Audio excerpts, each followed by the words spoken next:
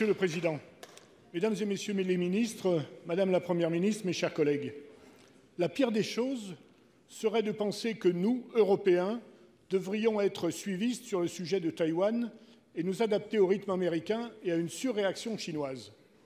Ces propos du Président de la République, suite à sa visite d'État en Chine, ont suscité un tollé international à la veille de manœuvres chinoises sans précédent. Alors que les tensions sont maximales quant à l'autonomie de l'île vis-à-vis de la Chine, nous regrettons ces propos maladroits, voire très dommageables, du chef de l'État. En affirmant que l'Europe doit incarner une troisième voie entre les États-Unis et la Chine, notre positionnement diplomatique est plus flou que jamais, illustrant un « en même temps » qui, à l'évidence, n'est pas partagé par l'ensemble des pays européens, certains ayant fait le choix d'un partenariat américain en matière de protection ou de dissuasion. On peut s'interroger sur l'opportunité d'une telle déclaration à l'heure du conflit en Ukraine. En effet, nombreux sont les pays qui comptent sur la collaboration renforcée entre Bruxelles et Washington pour faire cesser cette guerre. Cette polyphonie ne peut que nous affaiblir. Madame la Première ministre, ma question est donc double. La France va-t-elle lever toute ambiguïté sur sa position vis-à-vis de Taïwan? Et comment l'exécutif entend-il concrètement faire avancer l'idée d'autonomie européenne sans remettre en cause le partenariat privilégié que nous avons avec notre allié américain? Pour vous répondre, la parole est au ministre délégué chargé du renouveau démocratique, porte-parole du gouvernement, Monsieur Véran.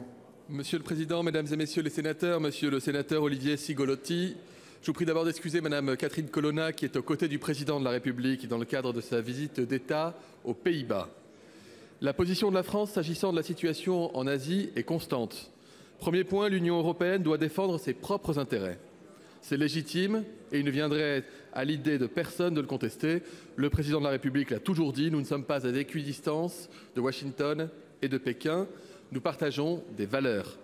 La relation avec Pékin s'inscrit dans un cadre européen très clair depuis 2019, partenariat, concurrence économique, rivalité systémique. Nous voulons éviter une logique de confrontation bloc à bloc. Sur Taïwan, nous sommes opposés à toute modification unilatérale du statu quo, a fortiori par la force. C'est une position claire et constante de la France. Dans le cadre de notre politique d'une seule Chine, nous avons d'importantes coopérations avec Taïwan dans de nombreux domaines et nous nous y tenons. Face aux défis rencontrés dans cette région, les Européens doivent aussi défendre leurs intérêts économiques de manière indépendante. Ils l'ont fait en développant des instruments de défense commerciale, précisément à l'initiative de la France. C'est aussi le sens du dérisking qui vise à diversifier nos sources d'approvisionnement. Au cours de son déplacement, le Président de la République a dit très clairement les choses au Président Xi sur tous les sujets, dans le cadre d'un dialogue exigeant et franc, assez éloigné des polémiques. Je vous remercie. Monsieur Cigolotti. Merci, Monsieur le ministre, pour ces éléments, mais de l'Ukraine à Taïwan, nos alliés ne peuvent que s'interroger sur la stratégie française à l'international. J'entends que le Président de la République veuille faire de la souveraineté européenne une priorité. Erreur d'analyse ou faute tactique peut-être, ses propos sont à son retour de Chine et restent pour autant un magnifique cadeau diplomatique fait au président Xi Jinping. Merci. La parole est maintenant à Madame la Présidente Éliane Assassi pour le groupe communiste républicain, citoyen et écologiste. Vous avez la parole.